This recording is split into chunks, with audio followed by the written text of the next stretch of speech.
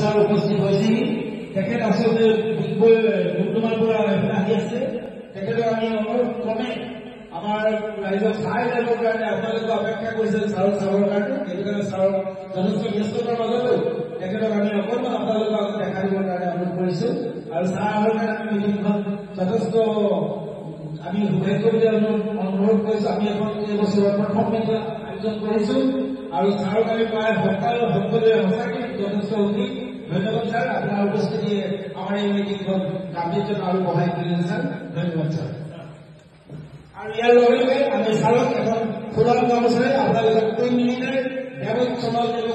আদৰ কৰি অনুৰোধ জনাইছো সকলোৰে হৈ মৰম আৰু শ্ৰদ্ধাৰ অসমৰ সংস্কৃতি ফুলৰ গামোচাৰে এখন ছাৰক অৰ্পণ কৰাৰ কাৰণে দেৱত সমাজক অনুৰোধ জনালো আৰু আমি ছাৰক আসন গ্ৰহণ কৰিবৰ কাৰণে অনুৰোধ জনাইছো